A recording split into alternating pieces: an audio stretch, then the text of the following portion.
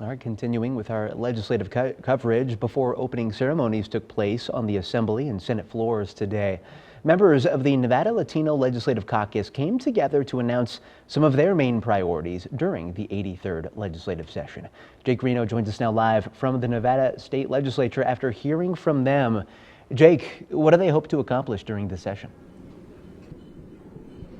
Yeah, the Latino Caucus aims to focus on education, the economy, as well as housing, but they say they could run into some challenges in achieving some of their goals during this legislative session because of some policies from the Trump administration.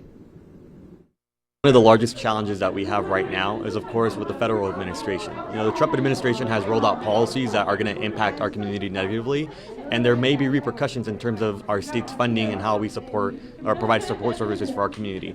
What's most important is that we're keeping families together and that we're protecting Nevadans. And in order to assist families, especially ones that have a mixed status, members of the caucus will be introducing the Family Support Unity Act. This legislation ensures that children whose parents face deportation receive critical protections and support. It will establish safeguards to prevent these children from being left without care, ensuring that they have access to legal, social, and educational resources.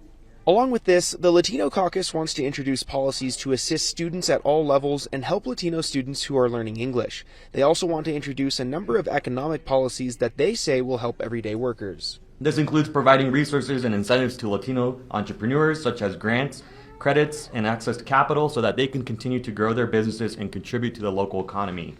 Additionally, we will be advocating for labor protections, better wages, and benefits for farm workers.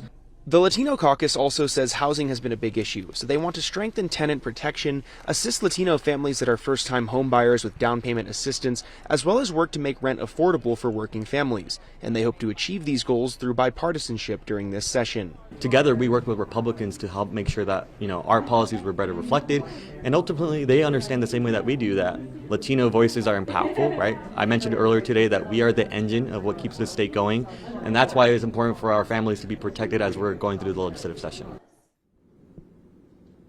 And over the next few weeks, the first pieces of legislation that the Latino Caucus wants to introduce has to do with deportations, as they say those are some of the most pressing issues right now. Covering the story live in Carson City, Jake Reno, 2 News Nevada.